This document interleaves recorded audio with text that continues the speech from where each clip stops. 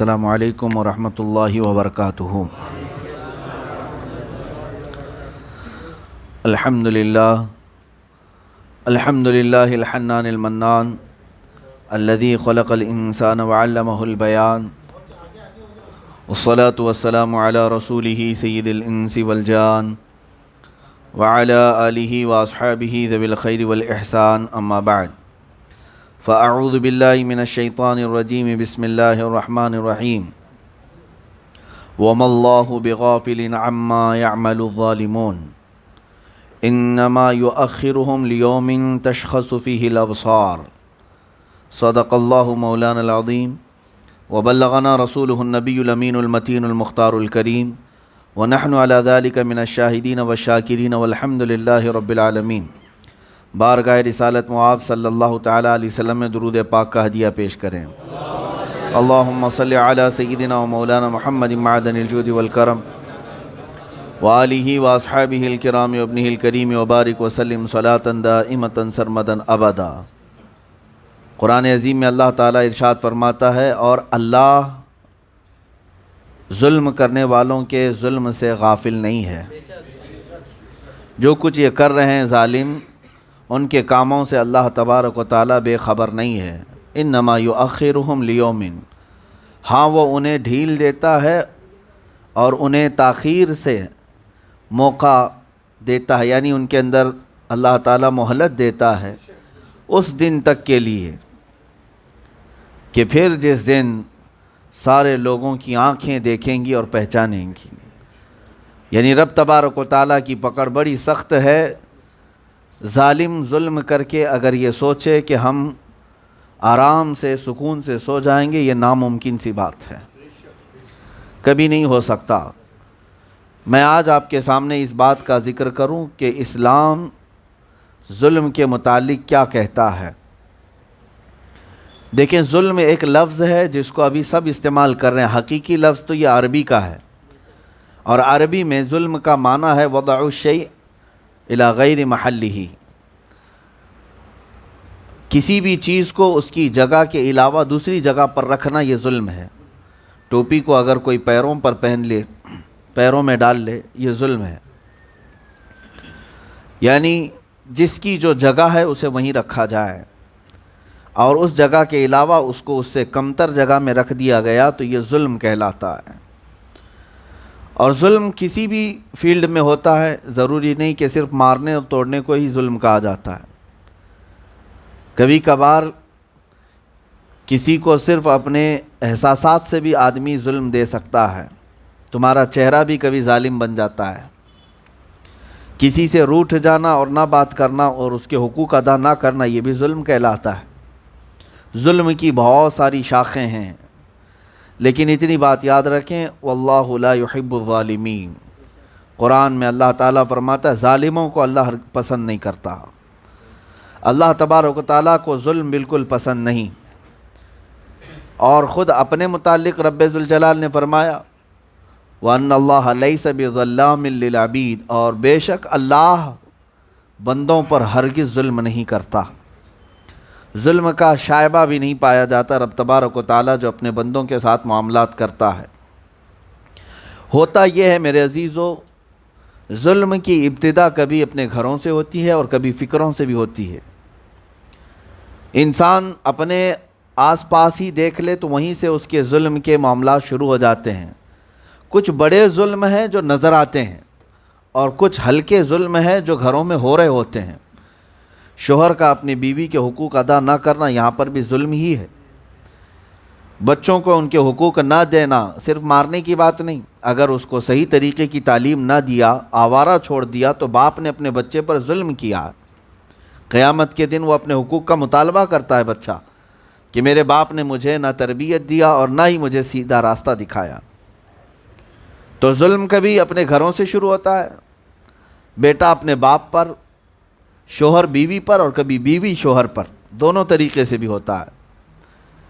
اور یہ ظلم جو گھروں کے اندر پایا جاتا ہے، اس کو یوں نہ سمجھیں کہ یہ وہ والا ظلم نہیں جو یزید کی طرف منسوب کیا جاتا ہے۔ ظلم ظلم ہے، گناہ گناہ ہے، اور اللہ تعالیٰ کو ظلم پسند نہیں۔ ایک بات یہ بھی یاد رکھ لیں کہ جس نے اس دنیا میں ظلم کیا، اور گناہ تو ایسے ہیں کہ جن کی سزا رب ذوالجلال آخرت میں تو رکھا ہی ہے، لیکن بزرگوں نے فرمایا ظالم اپنا انجام دنیا میں بھی دیکھے گا اور آخرت میں بھی دیکھے گا، دنیا میں بھی دیکھے گا۔ یہ صدائے بازگشت کی طرح ہے، صحرا میں جب کبھی کوئی آواز چلاتا ہے تو اس کی آواز پلٹ کر کے آتی ہے، اس کو کہتے ہیں صدائے بازگشت۔ کسی گنبد کے نیچے آپ آواز دیں تو ٹکرا کر کے آواز پلٹ آتی ہے۔ تو ظلم کو صدائے بازگشت کی طرح کہا گیا ہے کہ جب تم ظلم کرتے ہو تو یہ ظلم تمہیں واپس اپنی زندگی میں نظر آئے گا، تم نے اپنوں کے ساتھ کیا ہے تو بھی یہ تمہیں نظر آئے گا۔ اور اسی لیے والدین کے ساتھ کیے جانے والے ظلم کو بزرگوں نے لکھا ہے کہ وہ زندگی میں دیکھ کر کے جائے گا، اس کی اولاد اس سے بھی بڑا ظلم اس کے ساتھ کر سکتی ہے۔ یہ چین سسٹم گناہ ہے، ظلم سے ہمارا کوئی واسطہ نہ ہو۔ میرے عزیزو، اللہ تعالیٰ نے اسلام میں ظلم کو کبھی روا نہیں رکھا کسی کے بھی ساتھ۔ بعض لوگ اگر یہ سمجھتے ہیں کہ ہمارا کام یا شریعت میں رہ کر کے ہم کچھ کام ایسے کرتے ہیں جو ظلم سے تعبیر ہو، ہرگز نہیں، یہ ظلم نہیں ہے۔ خود رسول پاک صلی اللہ تعالیٰ علیہ وسلم کے لیے جو لقب دیا گیا قرآن میں وہ رحمت للعالمین کا ہے، وہ سارے جہانوں کے لیے رحمت ہے، اور رحمت ظلم کا اپوزٹ ہے۔ رحمت مہربانی کرنا، شفقت کرنا لوگوں کے معاملات میں، اور رسول پاک صلی اللہ تعالیٰ علیہ وسلم کی جتنی بھی زندگی آپ اٹھا کر دیکھیں وہ رحمت ہی نظر آئے گی۔ اور رہی بات جنگوں کی، جہاد کی، اس کو اگر کوئی تعبیر کرتا ہو ظلم سے تو وہ اندھا ہے یا پھر کج فہم ہے، سمجھ نہیں سکتا۔ در حقیقت جہاد اور جو کچھ بھی جنگیں ہوئی ہیں یہ بھی حضور پاک کی رحمت کا ہی حصہ ہے، حضور پاک صلی اللہ تعالیٰ علیہ وسلم کی رحمت للعالمینی کی ہی یہ مظاہر ہیں۔ میں آپ کو آج کے حالات سے آگاہ کرنے کے لیے کچھ تاریخی باتیں بھی ضرور عرض کروں گا۔ اسلام جس جگہ بھی گیا امن و امان کا پرچم پہلے لہرایا۔ آپ تاریخ اٹھا کر کے دیکھ لیں، یہ صرف میری باتیں نہیں ہیں، ان مورخین میں بھی لکھا ہے جن کا اسلام سے کوئی تعلق ہی نہیں ہے۔ آج بھی انگریزوں کے بڑے بڑے تاریخ دان جنہوں نے کتابیں لکھی ہیں انگلش میں ہیں، آپ اٹھا کر کے پڑھ سکتے ہیں ان کی تاریخ۔ جنہوں نے صلاح الدین ایوبی کی تاریخ لکھی ہے، انہوں نے بھی برجستہ یہ صاف صاف لکھا ہے کہ ہم نے ایسا جرنیل اور ایسا سپہ سالار نہیں دیکھا جو اس قدر قیدیوں کو معاف کرتا ہے، جو اس کے خلاف تلوار اٹھا کر کے آئے۔ دیکھیں، جو ہمارے خلاف تلوار اٹھائے، دنیا پوری جانتی ہے کہ جنگوں میں ہوگا یہ کہ جو تمہارے خلاف تلوار اٹھایا اس کے ساتھ تمہارا بھی مقابلہ ہوگا ہی۔ میاں اگر تم نہیں اٹھاؤ گے وہ مارے گا، اور اگر تم جیت گئے تو ٹھیک ہے، یہ تو جنگوں میں ہوتا ہی ہے۔ اگر کوئی یہ سوال کرتا ہے کہ قیدی بنا کر کے کیوں لایا گیا، تو صرف جرم یہی ہوتا ہے کہ تم نے ہمارے خلاف تلوار اٹھائی کیوں تھی، اور اگر تم سکسیس ہو جاتے تو ہماری گردن بھی مار سکتے تھے۔ بات تو یہی ہے نا۔ مثال کے طور پر چلتے پھرتے آدمی کو پولیس پکڑ کر کے نہیں لے جائے گی اندر، لیکن پولیس پر اگر کسی نے ہاتھ اٹھایا یا پھر کچھ اسلحہ دکھایا تو کیا اس کو چھوڑ دیا جائے گا؟ اس کو اٹھا کر کے قید کر دیا جائے گا۔ کیوں؟ یہ جرم سمجھا جاتا ہے کہ تم نے حکومت یا پھر جو لوگ اہلکار تھے ان کے خلاف تم نے ہتھیار اٹھائے، یہ بڑا جرم ہے۔ اسی طرح سے جنگوں اور جہادوں میں جو لوگ بھی مخالفین تلوار اٹھاتے اور تیر چلاتے ہیں تو پھر ظاہر سی بات ہے یا تو وہ مارے جاتے یا تو پھر قید کیے جاتے۔ یہ انصاف ہی تھا، انصاف ہی ہے۔ اب میں بات آپ کو حضور پاک صلی اللہ تعالیٰ علیہ وسلم کی زندگی پاک کی بتاؤں۔ پوری دنیا کا دستور یہ ہے کہ جنگوں میں جب دو جماعتوں کی جنگ ہو جائے تو سامنے سے آنے والے کو، مثال کے طور پر اگر ایک ملک کی جنگ دوسرے ملک والوں سے ہو رہی ہے تو جو ملک فاتح ہے، فتح پا گیا، شکست کھانے والی فوج کو وہ چھوڑ نہیں دیتے۔ پھر فوجیوں کے جو سزائیں ہیں وہ الگ انداز کی ہیں، ٹرائل چلتا ہے، معاف نہیں کیے جاتے۔ آج بھی دیکھ لیں آپ دنیا میں میاں جنگ کرنے کی بات تو دور کیا، بارڈر کراس کر کے اگر پہنچ گیا تو نہیں چھوڑا جاتا، نہیں چھوڑا جائے گا۔ کیوں؟ تم آئے کیوں ادھر ہمارے ملک میں؟ یہ دنیا کا دستور ہے، لیکن نظام مصطفیٰ میں آپ کو بتاؤں رحمت للعالمین کے مظاہر کتنے ہیں۔ وہ لوگ جو مدینے پر حملہ کرنے آئے، حضور گئے نہیں تھے، خود آئے حملہ کرنے کے لیے، 1000 سے زیادہ کی تعداد لے کر، ہتھیار تلوار ساری چیزیں لے کر آئے، لیکن فتح رسول اللہ کو ہوئی۔ اس کے بعد 70 لوگ قیدی بن کر آئے، باقی سب بھاگ گئے۔ اب رسول پاک صلی اللہ تعالیٰ علیہ وسلم کو یہ اختیار تو ہے کہ وہ جو سزا دینا چاہیں دیں، کیونکہ یہ جنگی مجرم ہیں، اور پوری دنیا جانتی ہے جو جنگی مجرم ہیں تلوار اٹھا کر کے ہمارے قتل کے لیے آئے تھے، انہیں نہیں چھوڑا جائے گا۔ انہیں یا تو عمر قید کی سزا دی جاتی ہے یا قتل کی سزا دی جاتی ہے کہ یہ آئے تھے ہمارے خلاف لڑنے کے لیے۔ لیکن آپ کو میں بتاؤں رسول پاک صلی اللہ تعالیٰ علیہ وسلم نے ان 70 قیدیوں کے ساتھ کیا سلوک فرمایا، کیا سلوک فرمایا۔ صحابہ اکرام سے مشورہ کرنے کے بعد، صحابہ اکرام نے میں بعض صحابہ نے مشورہ بھی دیا تھا کہ ان کو ختم کر دیا جائے، ان کو چھوڑا جائے گا پھر دوبارہ آئیں گے، لیکن اللہ کے حبیب صلی اللہ تعالیٰ علیہ وسلم نے فدیہ لے کر کے ان کو آزاد کیا۔ جو فدیہ دے سکتا تھا وہ دے کر کے آزاد ہوا۔ بلکہ بعض لوگوں کے لیے حضور پاک نے یہ بھی رکھا کہ اگر تمہارے پاس فدیہ دینے کی طاقت نہیں ہے، کوئی ہنر جانتے ہو، کوئی فن جانتے ہو، تو میرے 10 صحابہ کو وہ ہنر سکھا دو اور آزاد ہو جاؤ۔ کسی بھی دنیا کی جنگ میں قیدیوں کے ساتھ یہ سلوک آپ نہیں دکھا سکتے، نہیں دکھا سکتے۔ ظلم سے اگر ہمارا کوئی ایک پیسے کا بھی تعلق ہوتا تو ان سارے لوگوں کو جلا کر کے مار دیا جاتا، کاٹ دیا جاتا، جو مسلسل صحابہ کو تکلیفیں دے رہے تھے۔ لیکن دیکھیں آزاد کیے گئے وہ لوگ تو کیا جنگیں بند کر دی انہوں نے؟ پھر آئے 1 سال کے بعد احد کے میدان میں، وہاں پر بھی 70 صحابہ کو شہید کر کے گئے۔ کیا بند کر دیا انہوں نے جنگیں؟ پھر آئے جنگ خندق کے موقع پر 10,000 سے زیادہ کا لشکر لے کر کے آئے، کیا بند کر دیا وہاں پر؟ مسلسل 10 سالوں تک وہ لوگ کوشش میں لگے ہی رہے، اور رسول پاک صلی اللہ تعالیٰ علیہ وسلم نے انہیں معافی کیا ہے۔ میں نے اس سے قبل کسی تاریخ میں شاید کسی بیان میں یہ عرض کیا تھا کہ حضور پاک صلی اللہ تعالیٰ علیہ وسلم کے جو کل غزوات ہیں جس میں حضور پاک شریک ہوئے وہ 17 ہیں، اور بعض نے 27 کا عدد بتایا۔ غزوہ اور سریہ، غزوہ اس کو کہتے ہیں جس میں خود رسول پاک تشریف لے گئے، اور سریہ اس کو کہتے ہیں جو حضور نے کسی کو بھیجا، خود نہیں گئے، صحابہ گئے۔ کل ملا کر کے ان غزوات میں، جو غزوات اور سریہ دونوں کی تعداد 80 کے قریب پہنچتی ہے، اور مفسرین نے اور تاریخ دانوں نے اس کا پورا ماحصل نکالا ہے کہ کل کتنے ان جنگوں میں قتل ہوئے تھے، تو ٹوٹل ملا کر کے 251 یا 253 لوگ قتل ہوئے ہیں پوری جنگوں میں۔ پوری جنگوں میں یہ 10 سال کے عرصے کے اندر رسول پاک صلی اللہ تعالیٰ علیہ وسلم سے مقابلے کے لیے آتے رہے، اور ان میں جو پورے لوگوں کی تعداد ہے اتنے قتل ہوئے ہیں۔ اب مجھے بتائیے، یہاں اگر میں آپ کو ورلڈ وار فرسٹ اور ورلڈ وار سیکنڈ کی اگر صرف چھوٹی سی ہسٹری بتا دوں، اتنے لوگ مارے گئے ہیں۔ یہ جو فرسٹ ورلڈ وار ہوئی تھی اس میں ملین کی تعداد میں لوگ مارے گئے ہیں، 1-2 ملین نہیں۔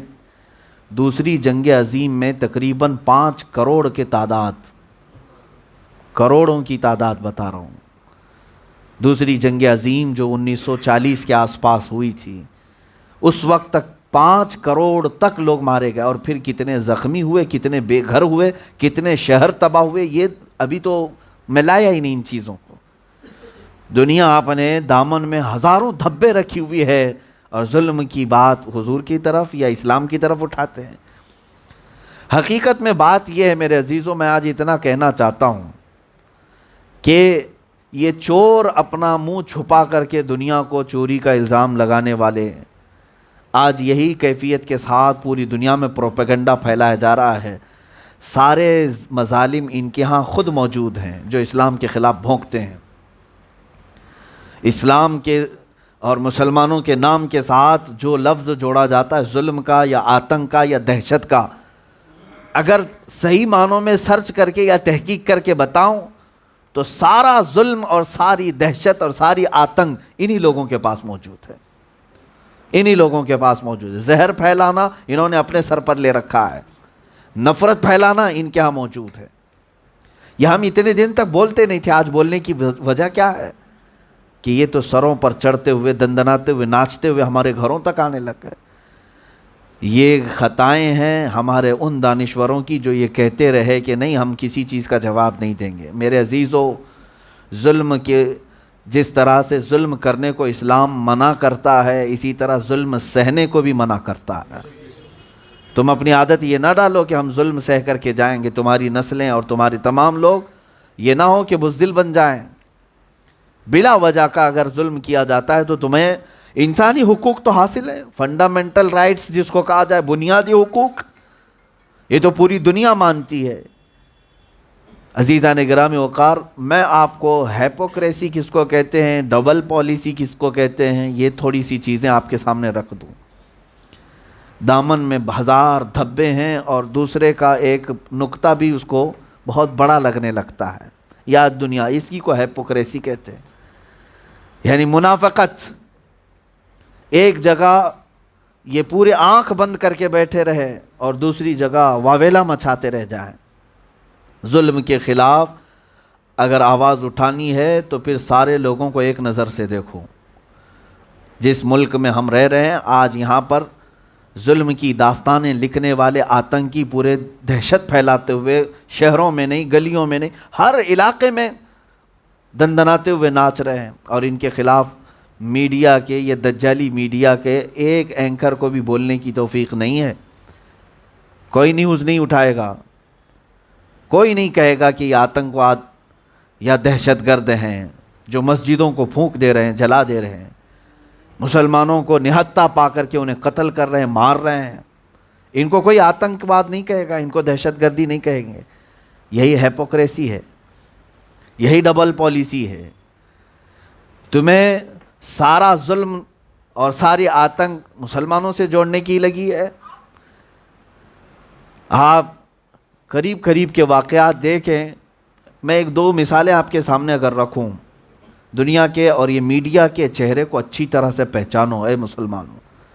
آنکھ بند کر کے یقین کرنا چھوڑ دو جو حالات ہمارے ساتھ ہو رہے ہیں۔ میں بس حقوق کی بات کرتا ہوں تو اب یہ ان لوگوں کو کڑک لگتی ہے، سخت لگنے لگ گئی ہے۔ دو ابھی جو قریب کے گزرے ہوئے واقعات آپ دیکھ رہے ہوں گے، پنجاب کی سرزمین پر بھی ایک حملہ ہوا، ایک شخص کو مارا گیا۔ وہ کن لوگوں نے مارا تھا؟ اس کی ہی برادری کے لوگ، سکھوں نے مارا، اور سکھ کو مارا۔ وجہ کیا تھی؟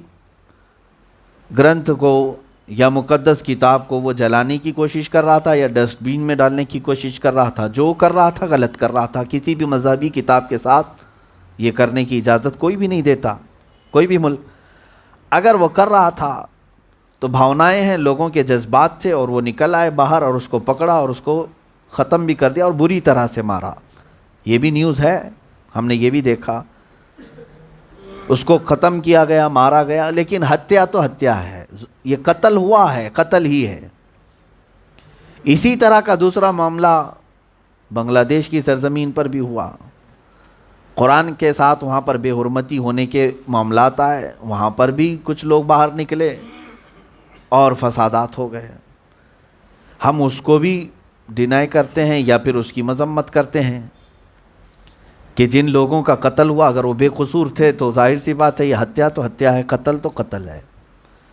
لیکن ڈبل پالیسی جس کو کہتے ہیں ہم، ہیپوکریسی، وہ ایک جگہ تمہیں نظر آئے گی، وہاں پر مسلمان باہر آیا تھا اپنے جذبات لے کر، اس لیے وہ آتنکواد تھا، وہ دہشت گرد تھے۔ اور ادھر پنجاب میں جن لوگوں نے مارا وہ جذبات تھے ان کے، وہ آتنکوادی نہیں ہیں، وہ ان کی بھاونائیں تھیں، اس کو ٹھیس پہنچی تھی اس لیے مارا انہوں نے۔ کون سی دنیا میں یہ بیوقوف بناتے ہیں لوگوں کو۔ میرے عزیزو، اس طرح کے بے شمار واقعات ہم دیکھتے ہیں۔ یہ جگہ جگہ پکڑ کر کے جو موب لنچنگ کرتے ہیں، کبھی آپ نے سنا کہ یہ دہشت گرد ہیں؟ میڈیا کو کہتے ہوئے سنا کہ ایک مسلمان کو پکڑ کر کے سارے لوگ پیٹ رہے ہیں، مار رہے ہیں، کئی لوگوں کا تو قتل کر دیا، کبھی گوشت کے نام پہ، کبھی کسی اور بات کے نام پہ مار دیا، ختم کر دیا۔ اس کو دہشت گرد نہیں کہا جائے گا، اس کو آتنکواد نہیں کہیں گے۔ وہی اگر مسلمان کے ساتھ کوئی بھی معاملہ ہو، ارے وہ ایک مندر میں بھی کوئی بچہ چلا جائے تو اس کو آتنکوادی گھوشت کر دیا جائے، اس کو دہشت گرد گھوشت کر دیا جائے۔ یہ زہر کا ماحول کہاں سے چل رہا ہے؟ لوگ ہمیں امن کی بات کرنے کی بات کرتے ہیں کہ آپ امن پھیلاؤ، تالی ایک ہاتھ سے نہیں بجتی۔ اور دوسری بات یہ ہے کہ ہم زندگی بھر امن امن کی بات کرتے رہیں اور تم فساد مچاتے رہ جاؤ، تم بے قصور لوگوں کو قتل کرتے جاؤ۔ ظلم جو ہے یہ بڑھتا جب جاتا ہے تو پھر یاد رکھ لیں اللہ تبارک و تعالیٰ اس کی قدرت کا ایک قانون ہے، پھر ظالموں کے لیے وہ کسی کتے کو بھی کھڑا کر سکتا ہے۔ یہ ضروری نہیں ہے کہ کوئی حاکم آئے گا تبھی فیصلہ ہوگا۔ اللہ تبارک و تعالیٰ چاہے تو ظالموں کو مچھروں سے بھی ہلاک کرتا ہے، پانی سے بھی ہلاک کرتا ہے، ہوا سے بھی ہلاک کرتا ہے۔ ان ظالموں کو میں خبردار کرتا ہوں کہ جن لوگوں نے آتنک پھیلایا ہے اور یہ سمجھ رہے ہیں ہم جس ملک میں اور جس علاقے میں جو چاہیں کر لیں گے، انتظار کرو رب تبارک و تعالیٰ کے عذاب کا۔ ان قریب وہ رب ذوالجلال کا عذاب تمہیں گھیرے گا۔ ہم نے ان لوگوں کو مرتے ہوئے دیکھا ہے جنہوں نے اپنی جوانی کی زندگی میں کچھ جگہ پر شر پھیلانے کے لیے مزارات کو جلایا تھا، مسجدوں کو جلایا تھا۔ ایک شخص کو میں نے ایسا ہی دیکھا جو خود جل کر کے مرا اپنی آخری عمر میں، شوق لگ کر کے۔ یہ ہمارے پاس موجود ہے۔ تم ظلم کر کے یہ سمجھتے ہو کہ ہم نے جو کچھ کیا وہ صحیح کیا ہے۔ میں آج دکھی دل لے کر کے آپ کے سامنے اس لیے بیٹھا ہوں کہ ہندوستان کے ایک اسٹیٹ تریپورہ میں جو مسلمانوں کے ساتھ حالات چل رہے ہیں، جتنی اخبار ہمارے تک پہنچی رہی ہیں یا پہنچ رہی ہیں، اس میں میڈیا کوئی رول ادا نہیں کرنا چاہتا۔ یہ وہی میڈیا ہے جو 20 گرام ڈرگز کے پیچھے مہینہ لگا دے گی 3000 کلو پہ تو کوئی بات نہیں کرنا۔ یہی ہیپوکریسی ہے نا۔ ان لوگوں کی بات پر کون توجہ کرے؟ آج ان کے منہ میں جو جتنا گھی رکھے گا اتنا یہ بولتے رہیں گے۔ ہاں، قرآن پاک میں بھی ذکر موجود ہے کچھ ایسے لوگوں کا کہ فَمَثَلُهُ كَمَثَلِ الْكَلْبِ، کچھ لوگوں کے متعلق اللہ تعالیٰ نے فرمایا ہے۔ میں اب اس آیت کی تفسیر پر نہیں جا رہا ہوں جو اس کے مصداق ہیں، میں صرف آپ کے ذہن کی تقریب کے لیے کہہ رہا ہوں کہ کتوں کی طرح ہیں کچھ، ان کے سامنے کچھ ڈالو تو چاٹتے رہ جائیں گے، چاٹتے رہ جائیں گے، اور پھر چھوڑ دو تو دم ہلاتے رہ جائیں گے۔ یہاں پر جو حالات چل رہے ہیں آج، انہوں نے جس حکومت کے نشے میں آ کر کے یہ سب کام کرنا شروع کیا، ان کو ایسا لگتا ہے کہ یہ حکومتیں اور یہ گورنمنٹ پورے صدیوں تک قائم رہنے والی ہیں، برسوں تک قائم رہنے والی ہیں۔ ہم نے راتوں رات تختے پلٹتے ہوئے دیکھا ہے۔ میں نے ان لوگوں کو بھی اپنے آنکھوں سے دیکھا، قریب سے دیکھا، جن کا نام لینا بھی مشکل تھا عرب کنٹریز میں۔ ابھی جو ریولیوشن ہوا 2011 کے بعد، ایسے ایسے لوگ وہاں موجود تھے۔ میں خود وہاں پر زندگی گزار کر کے آیا۔ پریسیڈنٹ کا، پرائم منسٹر کا نام لینا بھی بڑا مشکل تھا، کوئی نام نہیں لے سکتا تھا۔ لیکن جب حالات تبدیل ہوئے راتوں رات، ایسے کہ پھر ان کو چھپنے کی جگہ نہیں ملی، گٹر میں سو گئے، وہاں سے لوگ نکال کر کے مار دیے۔ ذلت آئے گی، تمہارا مقدر ہے۔ ظلم کے ذریعے سے اپنے تخت کو زیادہ دیر تک لمبا نہیں رکھ سکتے، اور تم انہی ظلم کے جال میں پھنس جاؤ گے۔ آج میں ان تمام لوگوں کا تو رد کرتا ہوں، مذمت کرتا ہوں، اور جہاں پر یہ ظلم ہو رہا ہے مجھے ایسا لگتا ہے کہ ساری چیزیں یہاں ملی جلی ہوئی ہیں۔ ایک کمیونٹی کو آزاد چھوڑ کر کے انہیں آتنک مچانے دے دیا جائے، اور دوسرے نہتے لوگوں کو قتل ہونے کے لیے چھوڑ دیا جائے۔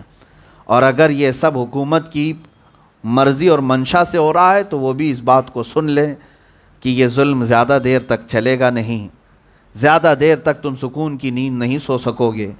اللہ تعالیٰ قرآن پاک میں فرماتا ہے وَمَا اللَّهُ بِغَافِلٍ عَمَّا يَعْمَلُ الظَّالِمُونَ، اللہ تعالیٰ ظالموں کے کاموں سے بے خبر نہیں ہے۔ کربلا کو یاد کر لینا، اس وقت تخت و تاج والے یہی سمجھے تھے کہ حسین اعظم کی آواز کو ہمیشہ کے لیے دبا دیں گے، مار دیں گے، اور آئے بھی کربلا میں بڑی بڑی ساز و سامان ہتھیار لے کر کے، اور 82 بھوکے اور پیاسے لوگوں کے اوپر 22,000 کا لشکر لے آیا تم ظالموں نے، اور پھر ان کے بچوں کو کاٹ دیا، گھوڑے دوڑا دیے، اور پھر یہ سمجھا کہ اب سب سکون سے سوئیں گے۔ ان 22,000 میں سے ایک آدمی بھی سکون کی نیند نہیں سو سکا۔ 3 سال کے اندر ان سب کی ایسی ایسی موت آئی کہ کتابیں اٹھا کر کے پڑھو، یزید کو ایسی بیماری لگی تھی کہ کوئی قریب نہیں جا سکتا تھا، سڑ گیا تھا، اور کس حال میں موت ہوئی، رات بھر رقاصہ شراب کی حالت میں سو رہا تھا، ڈانس کرنے والی ڈانس کرتی رہی، اسی حالت میں مر گیا۔ آج تک قبر بھی نہیں ملی، کس کو پتہ ہے؟ تخت و تاج والے آج گٹر اور نالیوں کے نظر ہو گئے۔ وہ عبید اللہ بن زیاد کہاں گیا جو گورنر بن کر کے آیا تھا؟ ہانی بن عروہ، مسلم بن عقیل کو گورنر ہاؤس پر پھانسی دے کر کے لٹکایا تھا، کہاں چلا گیا؟ لیکن آج بھی جاؤ کربلا کی میدان میں مسلم بن عقیل کا سنہری مزار بھی نظر آئے گا، ہانی بن عروہ کا بھی مزار چمکتا ہوا نظر آئے گا۔ عبید اللہ بن زیاد کے جسم کو تو کتے کھا چکے تھے، اس کے مرنے کے بعد مختار ثقفی نے اس کے جسم کو کتوں کے حوالے کر دیا تھا۔ وہ شمر ذی الجوشن کہاں گیا جس نے حسین اعظم کی گردن کو الگ کیا تھا؟ تاریخ سب گواہ ہے، اور تاریخ پلٹتی رہے گی، آتی رہے گی۔ تلک الایام نداولها بین الناس، رب تعالیٰ فرماتا ہے یہ دن ہم بار بار پلٹاتے رہیں گے۔ ایک جگہ کربلا ہوتا رہے گا اور دوسری طرف یزید ناچتے رہیں گے، اور جب جب یزید ناچے گا حسین کو اللہ پیدا کرے گا۔ اور ایک بات یہ بھی یاد رکھ لیں، اسلام زندہ ہوتا ہے ہر کربلا کے بعد۔ یہ خون مسلم رائے گا نہیں جائے گا۔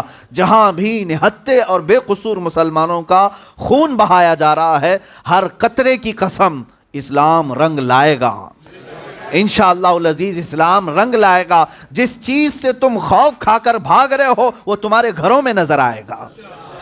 جس قرآن عظیم کی توہین کرنے کی تم بات کر رہے ہو اور جہاں جلانے کی بات کر رہے ہو، ایک دن آئے گا تمہارے بچے بھی الحمدللہ پڑھ رہے ہوں گے، قرآن عظیم تمہاری زبانوں پر بھی گونجے گا۔ اس لیے کہ اقبال نے کیا ہی خوب کہا تھا، حرم کو مل گئے پاسباں صنم خانے سے، حرم کو مل گئے پاسباں صنم خانے سے۔ یہ رب تعالیٰ کا دستور بھی ہے، قدرت کا قانون بھی ہے۔ جب وہ اپنے حرم کعبہ کی حفاظت بھی کرانا چاہے تو بت پرستوں سے بھی حفاظت کراتا ہے، ان کے دلوں میں بھی ایمان پیوست فرماتا ہے۔ آج ان حالات سے اب جو ہماری ذمہ داریاں ہیں مسلمانوں کی، ظلم کے خلاف آواز اٹھانا ہر ایک مسلمان بچے کا حق ہے، بلکہ ہندوستان میں ہونے کے اعتبار سے، آزاد ملک میں ہونے کے اعتبار سے ہمیں آزادی نے اتنا پاور اور اتنا اختیار ضرور دیا ہے کہ ظلم کو دیکھنے کے بعد آواز بلند کریں۔ کسی نے پابندی تو نہیں لگائی، فریڈم آف ایکسپریشن میں لوگ گالیاں دے رہے ہیں اور ہم قتل و غارت کے خلاف بات نہیں کریں گے؟ ہاں، یہ اور بات ہے کہ ہیپوکریسی اور یہ ڈبل پالیسی ان کی 1000 چلنے دو۔ جس کو شاعر نے کہا تھا، وہ قتل بھی کرتے ہیں تو چرچا نہیں ہوتا، ہم آہ بھی کرتے ہیں تو بدنام ہوتے ہیں۔ ہاں، لیکن یہ بات ہے کہ ہماری آہ بھی بہت بڑی ہوتی ہے۔ ظاہر سی بات ہے، ہماری آہ ان کو تکلیف دے کیوں ہے؟ انہیں پتہ ہے کہ ان کی آہ بھی بڑی ڈینجر ہوتی ہے، کہ آسمانوں کو ہلا دیتی ہے اور زمینوں کو بھی ہلا دیتی ہے۔ لیکن اے مسلمانوں، آپ اس طرح کی خاموشی اور اس طرح کی بزدلی اور ایسے جو حالات آپ اپنے آپ کے لیے موضوع سمجھ رہے ہیں، یہ مناسب نہیں ہیں۔ علماء ربانیین، مشائخ اہل سنت، سب کی آج دوہری ذمہ داریاں آ چکی ہیں۔ آپ کے لیے اللہ تبارک و تعالیٰ نے جو منصب عطا کیا ہے، اس منصب کا بھی حق ادا کریں۔ یہ روز بروز کی گستاخیاں، یہ روز بروز کی توہین آمیزیاں، آخر ایک دن آئے گا جب یہ چنگاریاں تمہارے گھروں کو بھی جلائیں گی۔ لوگ یہ سمجھتے ہیں کہ کشمیر کے مسلمانوں کو مارا جا رہا ہے، ہمارا کیا بگڑ رہا ہے؟ تریپورہ کے مسلمان جر رہے ہیں، ہمارا کیا ہو رہا ہے؟ عقل مند آدمی سمجھتا ہے کہ بغل کی جھوپڑی پر اگر آگ لگی ہے تو وہ چنگاریاں تمہارے گھر کو بھی جلائیں گے، تمہارے بھی بستر اور تمہارے بھی ساز و سامان خاکستر کریں گی۔ اس لیے ضرورت اس بات کی ہے کہ جہاں کہیں بھی ظلم ہو رہا ہو اس کے خلاف آواز اٹھانا ہر انسان کا یہ فنڈامنٹل رائٹ ہے۔ مجھے آج سمجھ میں نہیں آتی بات، وہ حقوق انسانی کی تنظیمیں کہاں چلی جاتی ہیں؟ وہ NGOs جو کتوں کے لیے لڑتی ہیں، وہ NGOs کہاں چلی جاتی ہیں جو ایک ہتھنی کا بچہ مر گیا تھا تو پورا واویلا مچایا. تمہارے نزدیک ایک جانور مر جائے تو پوری تنظیمیں آ جاتی ہیں NGOs. ایک انسان کی کوئی قدر و قیمت نہیں ہے, ایک انسان کی قدر و قیمت نہیں ہے. اس کو اس طرح سے مار کر کے ٹکڑے کر دیا جاتا ہے, اور اس کو اتنا ہی نہیں کہ چھپا کے ختم کر دیا گیا, اس کی ویڈیو وائرل کی جاتی ہے. یہ خاک NGO تنظیمیں چلاتے ہیں لوگ, ان کو پتہ ہے کہ ان کو مرنے دیا جائے. اسی لیے میں کہتا ہوں اے مسلمانوں, تمہارا کوئی سہارا نہیں, ابھی کوئی آسرا نہیں. جو تم جے جے کرتے ہوئے گھوم رہے تھے اب تک, سمجھ جاؤ آج اس کی گود میں چند دن بیٹھے, اس کی گود میں چند دن بیٹھے, اور تم نے جن جن کو مسیحا سمجھا یہ سب کے سب تمہارے لیے ظالم ہی ثابت ہوئے. آج تک تمہارے حقوق پر بات کرنے والی کوئی پارٹی تک نہیں نظر آتی. اسی لیے اپنی قیادت کو سمجھو. آج بھی اگر نہیں سمجھو گے, نہ سنبھلو گے تو مٹ جاؤ گے ہندی مسلمانوں. تمہاری داستان تک نہ رہے گی داستانوں میں. یہ آج میں کیوں کہہ رہا ہوں, اس لیے کہ ابھی بھی ہمارے درمیان لوگ یہ سمجھتے ہیں کہ راجنیتی کر رہے ہیں, پالیٹکس کر رہے ہیں, اور یہ سیاست ہے. ہمیں ان تمام چیزوں سے کیا تعلق؟ اگر ہمارے حقوق محفوظ ہوتے, ہم تو ان کرسیوں کی طرف دیکھنا بھی نہیں چاہتے تھے. اگر اسلام, قرآن, رسول پاک کی ذات اور مسلمانوں پر حملے نہ ہوتے, ہمیں ضرورت بھی نہیں تھی ان کی کرسیوں کی طرف دیکھیں. لیکن تم نے اقتدار کے نشے میں اب پوری قوم کو نہیں بلکہ پورے دین کو ہلانا شروع کیا. تو ظاہر سی بات ہے کہ ہم جیسے فقیر بھی میدان میں اتریں گے, اور پھر دیکھنا ایک دن وہ آندھی اور طوفان کی شکل اختیار کریں گے, اور بعد میں پھر تمہیں خبر ہوگی کہ ہم نے ان لوگوں کے ساتھ غلط کیا ہے, ظلم کیا ہے. ہلاکوں نے مسلمانوں کو قتل کر کے, یا پھر چنگیز خان نے پورے مسلمانوں کی کھوپڑیوں کو ایک جگہ پیوست کر کے کبھی اپنی کرسی کو لمبی دیر تک چلا نہیں سکا. آج آپ ڈھونڈ کر کے نکالیں. چند دنوں پہلے میں ایک مطالعے میں تھا, ڈسکوری والے جو جگہ جگہ کی کھوج کرتے ہیں, نئی چیزیں نکالتے ہیں, ڈسکوری والوں کو پتہ نہیں کیا پڑی تھی, وہ چنگیز کی قبر ڈھونڈنے میں نکلے تھے. چائنا میں یا منگولیا میں کہیں پر ہوگی. ڈھونڈ ڈھونڈ کر کے ان لوگوں نے کئی دن سر کھپائے, اس کے بعد پھر اعلان کیا, پتہ نہیں چلا کہ کہاں تھی. کہا کیوں؟ اس لیے کہ اس کے جو مخالفین تھے اس کی لاش کے ساتھ کچھ برا کرنے والے تھے, اس لیے چھپا کر کے ختم کر دیا گیا تھا. وہ بادشاہ جو تقریباً آدھی دنیا پر قبضہ کرنے کا دعویٰ کرتا تھا, اور جگہ جگہ جا کر کے اس نے لاشیں بچھائی تھی, تم نے قبر بھی چھپا کر کے رکھی ہے, اور تمہیں ڈر اس بات کا ہے کہ اس کی لاش کے ساتھ بے حرمتی ہوگی. ایک طرف ادھر آؤ, ہم نے قبر حسین کو ظاہر کر کے رکھا ہوا ہے, ظاہر کر کے رکھا ہوا ہے. وہ دشمن کا ہے جو 22,000 کی تعداد میں آئے تھے. حسین اعظم کی قبر پاک کو اور چھپانا چاہیے تھا, لیکن اتنی ظاہر ہے کہ آج لاکھوں نے کروڑوں کی تعداد میں اپنی حاجتیں پوری کرنے جاتے ہیں. میرے عزیزو, ظلم کا نشان نہیں ہوتا, ظلم کی داستان ختم ہو جاتی ہے. لیکن آپ کی یہ ذمہ داری ہے کہ ظالموں کو پہچانو اور ان کی گود میں نہ بیٹھو. قرآن کی ایک آیت میں آپ کو سناتا ہوں, وَلَا تَرْكَنُوا إِلَى الَّذِينَ ظَلَمُوا. کیا ہے اس آیت کا مطلب؟ رب تعالیٰ فرماتا ہے جو لوگ ظالم ہیں ان کی طرف جھکاؤ بھی مت رکھنا. فَتَمَسَّكُمُ النَّارِ, اللہ فرماتا پھر آگ تمہیں بھی پکڑے گی. تم ظالموں کا ساتھ دو گے, ظالموں کو ووٹ کرو گے, ان کو کرسیوں پر بٹھاؤ گے, یہ قیامت کے دن پکڑا جائے گا.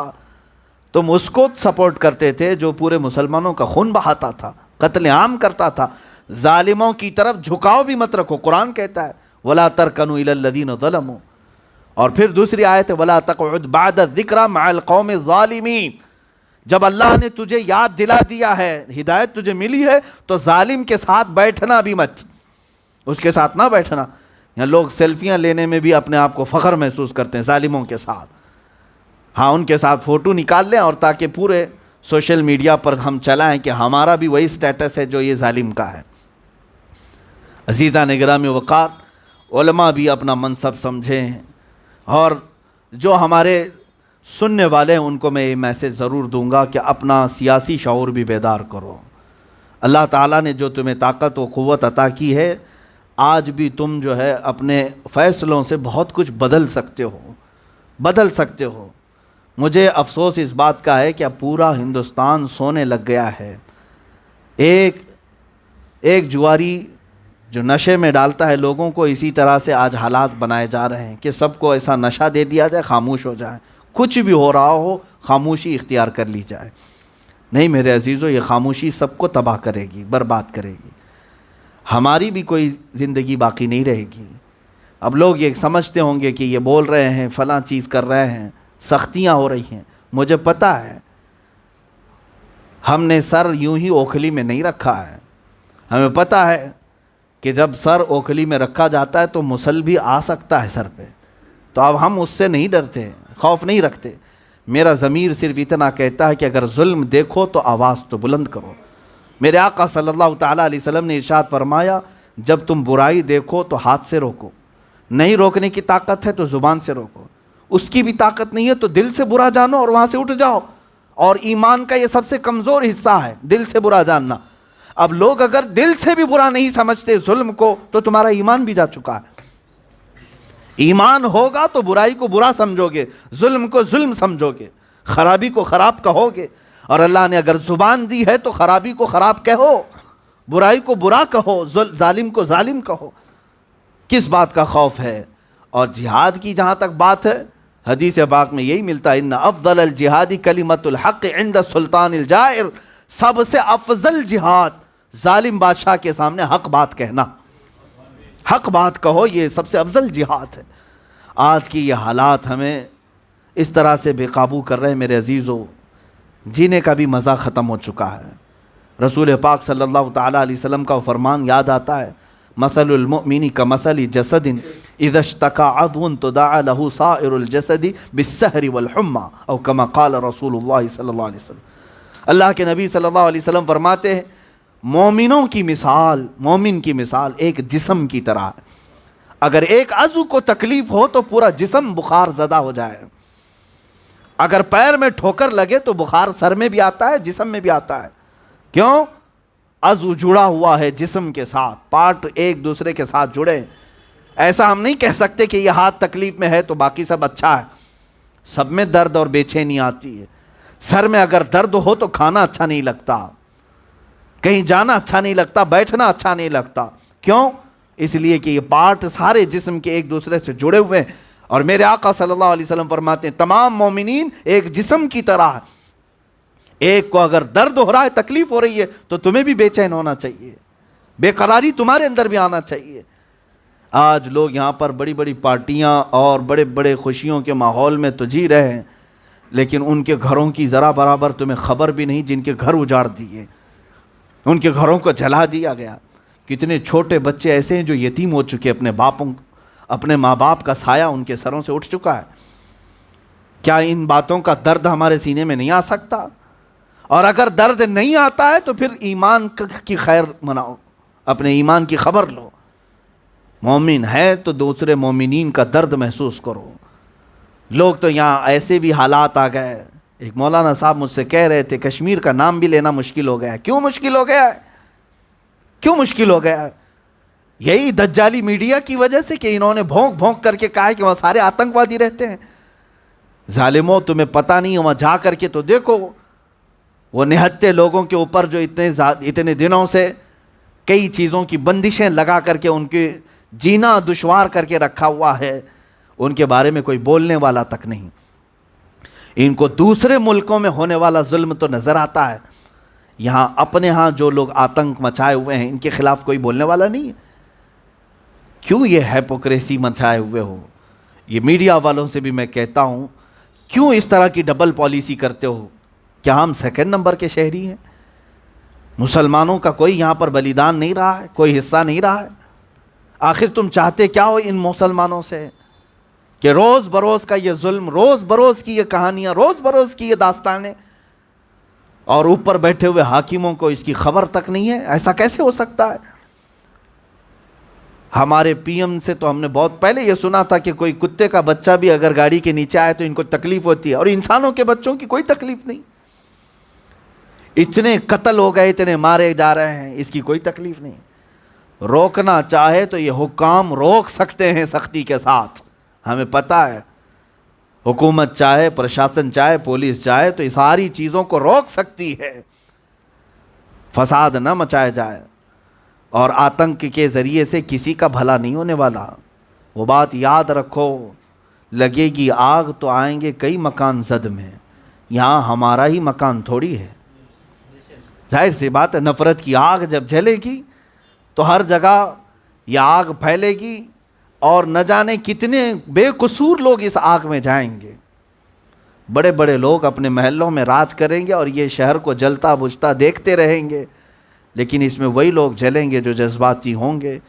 کبھی باہر آئے اور کمزور قسم کے لوگوں کو پکڑ کر کے مار دیا جائے گا، ادھر بھی ہوگا ادھر بھی ہوگا، یہ ظلم چلتا رہے گا۔ اسی لیے امن و امان کی بات کرنے والوں سے میں کہتا ہوں کہ دونوں طرف اپیل کی جائے، ایسا نہیں کہ صرف مسلمانوں کو 144 لگا کر کے بند کریں اور کہیں کہ آپ باہر نہ نکلیں، حالات خراب ہیں۔ ان لوگوں سے بھی کہا جائے جو فاشسٹ تنظیمیں ہیں، جو کھلے عام نعرے بازی کرتی ہیں، ان تنظیموں کو بینڈ کیا جائے جو ریلیوں میں کسی مذہب پر حملہ کرتی ہیں۔ آج دیکھیں یہی تو اسلام ہے۔ ان خبیثوں کے اتنے بھونکنے کے بعد میرے نبی کی شان میں کہیں سے کوئی آپ نے ان کے مقدسات کی توہین کرتے ہوئے کسی کو سنا؟ آپ نے کہیں کسی مسلمان ذمہ دار نے، کسی عالم نے، یا کہیں سے کسی بھی بڑے حاکم نے کہ ان کے بھی دیوی دیوتاؤں کو بولو، خداؤں کو بولو، کتابوں کو بولو، کہیں آپ نے سنا؟ یہ اسلام ہمیں سکھاتا ہے، لا تسبوا الذین یدعون من دون اللہ۔ اللہ قرآن میں فرماتا ہے جو اللہ کو نہیں چاہتے، اللہ کو نہیں پکارتے، ان کو گالی مت دو، پلٹ کر کے وہ اللہ کو گالی دیں گے۔ ہمارا یہ مزاج ہی نہیں رہا ہے۔ زبان تو اللہ نے ہمیں بھی دی ہے، تمہیں بھی دی ہے۔ تم نعرہ لگا کر کے دوسروں کے دلوں کو چھلنی کر کے سمجھتے ہو، بلکہ تم اپنی حیثیت اور حقیقت بتاتے ہو کہ تم حرام الدہر ہو، تمہارا نطفہ ناپاک ہے۔ اس لیے کہ کوئی بھی ضمیر رکھنے والا آدمی، تمہیں لڑنا ہے کسی کی ذاتیات سے لڑو، ہمارے سے۔ کسی نے تمہاری پراپرٹی ہڑپ لی ہے، کسی نے جائیداد قبضہ کیا ہے، جاؤ اس پر کیس کرو، مقدمہ کرو، اس سے جو لڑنا ہے لڑو۔ لیکن یہ کیا بات ہے کہ کہیں سے کروڑوں مسلمانوں کے دلوں کو چھلنی کیا جائے، ان کے مقدسات کی توہین کی جائے۔ ہمیں یہ بات سمجھ میں نہیں آتی، ڈپارٹمنٹ والے ہم سے کہتے ہیں کہ آپ یہ سب باتیں نہ کہو، ہم دیکھ رہے ہیں، ہم تو دیکھ رہے ہیں، کب سے دیکھ رہے ہیں، سب کر کے دیکھ لیا، آپ نے صرف لالی پاپ دیا اور کچھ بھی نہیں دیا اب تک۔ ہاں دیکھا ہے کہ جو بھی گستاخ ہے اس کے خلاف جا کر کے ایک دو نہیں کئی جگہ پر ایف آئی آر ہوئی، کمپلینٹ کیے گئے۔ مجھے بتائیں یہ کیا ایکشن لیا گیا ہے؟ کہیں لیا گیا ہے؟ وہ ظالم و درندے ابھی بھی دندناتے ہوئے گھوم رہے ہیں، اور گرفتاری کی تلوار تو ہمارے گردن پر لٹکی ہوئی ہے، آپ کیوں بولے؟ اور جو لوگ احتجاج کیے وہ بھی جا کر کے آ گئے اندر، اور یہ سارا آتنک مچانے والے ابھی بھی کھلے گھوم رہے ہیں۔ اور پھر ہم سے یہ کہا جاتا ہے کہ آپ یہ سب سوشل میڈیا پہ مت بولیں، ماحول خراب ہوتا ہے۔ جواب دینے سے ماحول خراب ہو رہا ہے۔ آپ یہ چاہتے ہیں کہ ہم سب سہ کر کے چوڑیاں پہن کر کے بیٹھے رہیں گھروں پہ، اور تم گالیوں پہ گالیاں دیتے جاؤ۔ میرے عزیزو، کچھ تو بدلاؤ کی ضرورت ہے۔ میں ان تمام مسلمانوں سے کہتا ہوں جن کے نزدیک اسلام پیارا ہے، قرآن پیارا ہے، اللہ اس کے رسول پیارے ہیں، تو اپنے حقوق کم سے کم اتنے تو مانگو کہ تم جو لوٹنا ہے میرے گھر کو لوٹ لیا، میری تمام عزتوں سے کھیل لیا، مگر میرے نبی اور میرے خدا کی عزت سے نہ کھیلو۔ میں اپنی جانب سے تو یہ کہتا ہوں کہ اگر کسی کو ان لوگوں سے، اگر کسی کو میرے جسم کی ضرورت ہے تو وہ لے لیں، جس طرح سے بھی تم کرنا چاہتے ہو کرو، لیکن اتنا ضرور ہمیں گارنٹی دلاتے ہیں کہ تمہیں قتل کرنے اور ختم کرنے کے بعد ایک قانون بن جائے گا کہ اللہ اس کے رسول کو کوئی گالی نہیں دے گا۔ میں خوشی سے اپنے آپ کو سپرد کرتا ہوں۔ اللہ اس کے رسول صلی اللہ علیہ وسلم اور قرآن عظیم اسلام کے خلاف نہیں بولا جائے گا، اس کے ضمن میں ہمارے جسم کیا، ہماری گردنیں بھی تیار ہیں۔ لیکن یہ بعض بار روز بروز یہ جو ہو رہا ہے، اس کے لیے سر جوڑ کر کے فکر کرنے کی ضرورت ہے۔ ان سیاسی رہنماؤں سے بھی میں کہتا ہوں، اللہ نے تمہیں جو کرسی دی ہے، جس طرح بٹھایا ہے اسی طرح اتار بھی سکتا ہے۔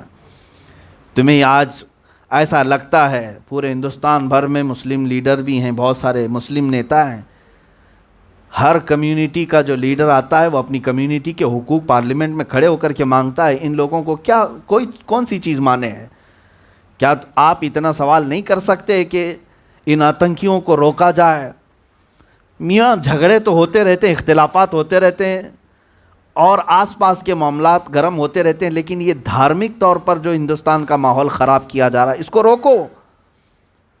اور لوگ آج تک میڈیا میں آپ دیکھ رہے ہیں سارا آتنک انہوں نے مچایا، ایک طرفہ چیز چل رہی ہے، یہاں پر ایک طرفہ چیز چل رہی ہے، ہر جگہ مسجدوں کو شہید کرنا، درگاہوں کو جلانا، مسلمانوں کو مارنا، موب لنچنگ کرنا، یہ سب ایک طرفہ چل رہی ہے۔ اس کو روک نہیں سکتے، اور پھر چند مسلمانوں کا خوف دلا کر کے دوسرے لوگوں کو بھڑکایا جا رہا ہے۔ ہندوؤں سے بھی، جن لوگوں سے ہمارے تعلقات ہیں یا جو سنتے ہیں وہ اچھی طرح سے جانتے ہیں کہ کیا ہو رہا ہے۔ میں سمجھتا ہوں سیکولر قسم کے جو لوگ ہیں وہ ان چیزوں کو پسند نہیں کرتے۔ میں ان سے یہ کہوں گا کہ ان ظالموں کو اگر کھلے عام چھوڑا جائے تو یہ ہندو دھرم کو بدنام کرنے والے لوگ ہیں۔ کیا دھرم کی یہ تعلیمات ہیں کہ نبی کریم صلی اللہ تعالیٰ علیہ وسلم کی شان میں گالیاں دی جائیں؟ ایک بات ہمیں یہ بتا دے، کوئی پنڈت بتا دے، کیا دھرم یہ سکھاتا ہے؟ سناتن دھرم میں کہیں یہ تعلیمات دی گئی ہیں کہ جسے یہاں پر نہتہ دیکھو مسلمان کو قتل کر دو، مار ڈالو؟ اور اگر یہی چیزیں ہیں تو پھر تم قرآن پر اعتراض کیوں کرتے ہو؟ تم یہ ساری چیزیں اگر کر رہے ہو کہ جہاں چاہے ان کو مارنے کی آزادی دے دی جائے، مسجدوں کو جلانے کا آرڈر دیا جائے، مزارات کو ختم کرنے کا آرڈر دیا جائے، یہ روز بروز ہو رہا ہے، تو یہ چند لوگ کیا دھرم کو بدنام کرنے والے لوگ نہیں ہیں؟ جس طرح ہم اپنی برات کا اظہار کرتے ہیں کہ وہ کٹر تنظیمیں جو پاکستان سے سوسائڈ بم وغیرہ باندھ کر کے کہیں جا کر کے آتنک مچاتی، ہمارا ان سے کوئی تعلق نہیں، بلکہ ہمارا کیا اسلام کا ان سے کوئی تعلق نہیں۔ ہم نے بہت پہلے سے ہی اس بات کو ڈینائی کیا ہے اور مذمت کرتے ہیں۔ یہ جہاد کا مفہوم ہی نہیں ہے جو اگر وہ کر رہے ہیں۔ اگر کوئی آ کر کے یہاں پر اٹیک کرتا ہے عام لوگوں پر، عام جنتا پر، ہم تو اس کی سخت مذمت کرتے ہیں۔ ایسے شخص کو کیا، بلکہ اس کے پیچھے جتنے ذہن کام کر رہے ہیں سب کو عمر قید اور پھانسی کی سزا دی جائے۔ اسلام کا ایسی چیز سے تعلق ہی نہیں ہے۔ اور اگر وہ اسلام کا نام لے کر کے ISIS کے نام سے آئے، چاہے وہ لشکر کے نام سے آئے، کسی بھی نام سے آئے، آتنک پھیلاتا ہے، دہشت پھیلاتا ہے، ظلم کرتا ہے، اس کا اسلام سے کوئی ایک پیسے کا تعلق نہیں ہے۔ ہمارے ہاں تو بلی کو باندھ کر کے رکھنے والی پر بھی وعید آئی حدیث پاک میں کہ اگر وہ مر گئی تو اسے جہنم میں ڈالا گیا۔ بلی کے بارے میں، انسانوں کا قتل تو دور کی بات ہے۔ لیکن اسی طرح سے یہ ان کے بھی جو سرکردہ لیڈر ہیں وہ باہر آئیں اور کہیں کہ یہ جو کر رہے ہیں وہ غلط کر رہے ہیں۔ چھوٹی چھوٹی چیزوں پر کسی کے مقدسات پر حملہ کرنا اور مسلمانوں کو مار ڈالنا یہ غلط ہو رہا ہے۔ اس پر روک کیوں نہیں لگائی جاتی؟ انہی باتوں کو میں آپ کے سامنے رکھا، یہ میرے جذبات سے۔ اب حل صرف یہ ہے، اے مسلمانوں بیدار ہو جاؤ، اٹھو وگرنہ حشر نہ ہوگا، پھر کبھی دوڑو کہ زمانہ چال اپنی چل گیا۔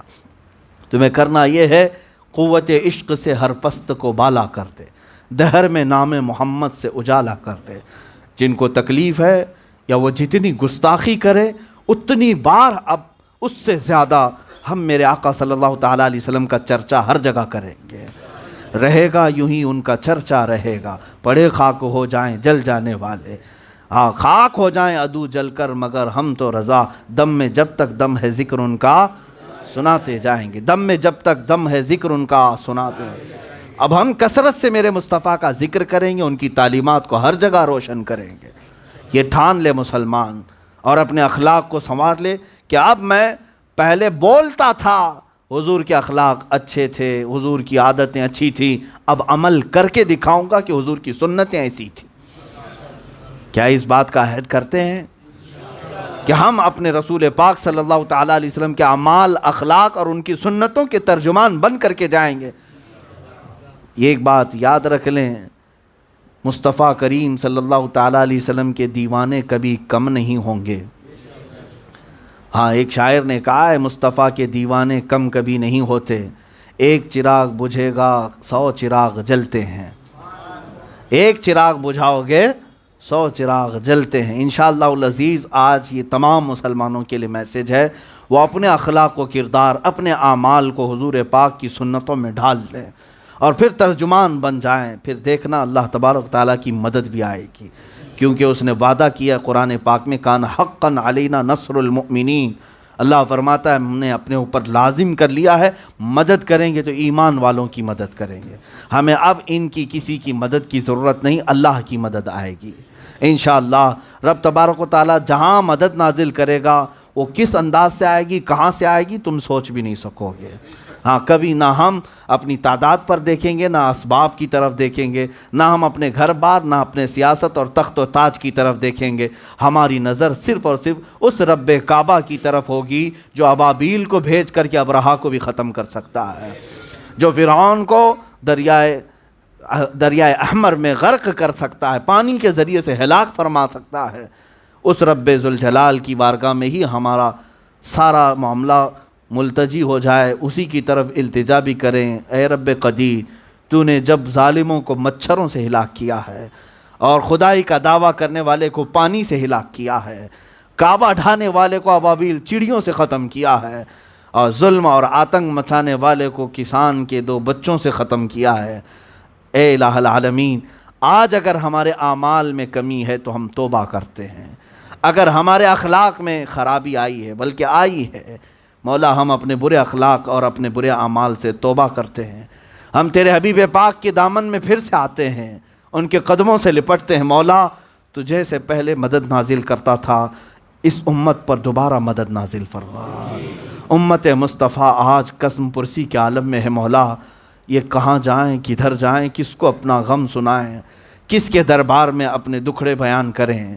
الہ العالمین، تیرے دربار کے علاوہ کوئی دربار ہمارے پاس نہیں ہے، ہماری ساری چیزیں تباہ و برباد کی جا رہی ہیں، ہماری خانقاہیں چپ کرا دی جا رہی ہیں، ہمارے علماء کی زبانیں کھینچی جا رہی ہیں، اور کئی ایسے علماء جو حق بولتے تھے ان کو جیلوں میں بند کر کے رکھا جا رہا ہے۔ اے رب قدیر، اب تو تیری مدد آ جائے، اب تو تیری مدد آ جائے۔ الہ العالمین، تیرے حبیب پاک کی امت پر ظلم بہت بڑھ چکا ہے، نہتے مسلمان ان چھوٹے بچوں کا واسطہ مولا جو بچپن میں ہی ابھی کھلنے سے پہلے مرجھا گئے، ان ظالموں نے چھوٹے چھوٹے بچوں کو خون میں نہلایا ہے، اور کئی وہ بچے ہیں جن کے آنکھوں کے سامنے ان کے باپ کے لاشیں جا رہے ہیں، ان کی ماؤں کی جنازے اٹھائے جا رہے ہیں۔ ان دکھی درد والے دلوں کے سہارے مولا، ان یتیموں کا واسطہ لے کر تیرے دربار میں دعا کرتا ہوں، تو اب تو مدد نازل فرما۔ اے کریم خدا، غیب سے تو مدد نازل فرما، ان ظالموں کو کیفر کردار تک پہنچا دے، جنہوں نے تیرے حبیب پاک کی شان میں گستاخی کرنے کو اپنی زندگی کا مقصد بنا لیا ہے۔ مولا، ایسی سزا بھیج کے عبرت کا نشان بن جائے۔ اے اللہ، زمین کو ان کے لیے پھاڑ دے، ان کے چہروں کو جلا کر خاکستر فرما۔ اے قدیر و جبار خدا، ہمارے دل چھلنی چھلنی ہو جاتے ہیں مولا، بار بار تیرے نبی کی شان میں گالیاں سن سن کر کے جینا ہمارا دشوار ہو چکا ہے۔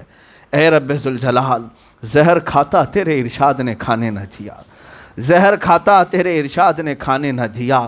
مولا، ہمارے کان اب تک سلامت رکھے تیرے حبیب پاک کی گالیاں سن کر کے بھی، ہماری آنکھیں اب بھی دیکھ رہی ہیں ان ظالموں کے ظلم کی داستانیں دیکھ کر کے، خون میں لت پت لاشیں دیکھ کر کے بھی مولا مجبور و بے بس ہو گئے ہیں، کچھ نہیں کر سکتے۔ اس لیے تیری بارگاہ میں کل بھی ہم ملتجی تھے، آج بھی تیرے ہی دربار میں لو لگا ہیں، اور پھر میں یہ عرض کرتا ہوں مولا، تجھ سے جو منہ چھپائیں تو کریں کس کے سامنے، تجھ سے جو منہ چھپائیں تو کریں کس کے سامنے، کیا اور کسی سے توقع نظر کی ہے؟ مولا کریم ہے تو کرم فرما دے، رحیم ہے رحم فرما دے۔ اے رب ذوالجلال، تجھے رسول پاک کے چہرے والضحیٰ کی قسم، مولا تجھے رسول پاک کی زلف معمبری کا واسطہ، حسنین کریمین کی شہادتوں کا واسطہ، اے الہ العالمین امت مصطفیٰ پر رحم کی بارشیں نازل فرما، کرم کی بارشیں نازل فرما۔ تریپورہ کے جو مسلمان نہت مولا ظلم کا شکار ہو چکے مولا، ان کے لیے غیب سے مدد نازل فرما۔ فلسطین، افغان، عراق، یمن، شام، کشمیر، برما، سب جگہ کے مولا مظلوموں کی تو مدد فرما۔ اے اللہ تو مظلوموں کی مدد فرما۔ تیرے نبی پاک نے فرمایا مظلوم کی آہ کو مولا جلدی سنتا ہے۔ اے رب ذوالجلال، آج ہم سے زیادہ مصیبت میں کون ہے اور تجھ سے زیادہ رحم کرنے والا کون ہے؟ اے کریم خدا، تیرے دربار میں ہم عاجزی کے ساتھ آج ہاتھ پھیلاتے ہیں۔ اگر یہ ہمارے برے اعمال کی شامت ہے، ہمارے گناہوں کی سزا ہے، اور مولا یہ ہماری بدکاریوں کی وجہ سے عذاب ہے، تو توبہ کرتے ہیں مولا، ہم سب کے گناہوں کو معاف کرتے۔ ہم تیرے دربار میں پلٹ آتے ہیں، تو نے فرمایا وَتُوبُوا إِلَى اللَّهِ جَمِيعًا أَيُّهَا الْمُؤْمِنُونَ لَعَلَّكُمْ تُفْلِحُونَ۔ تو نے تو فرمایا اے ایمان والو، تم سب کے سب مل کر کے اللہ کی بارگاہ میں توبہ کرو، مولا تمہیں کامیاب کرے گا۔ اے رب ذوالجلال، ہم تیرے بارگاہ میں توبہ کرتے ہیں۔ استغفر اللہ ربی من کل ذنب واتوب الیہ۔ مولا ہماری توبہ کو قبول فرما لے۔ ہماری توبہ کے بعد تو اپنے رحم کے دروازے کھول دے، اپنے کرم کے دروازے کھول دے۔ مولا ہم سب کو امن و امان کی زندگی عطا فرما۔ فتنہ شر انگیزی پھیلانے والے فسادیوں کو تو ہلاک و برباد فرما۔ مولا ہماری دعاؤں کو رسول پاک صلی اللہ علیہ وسلم کے نالین کے صدقے قبول فرما۔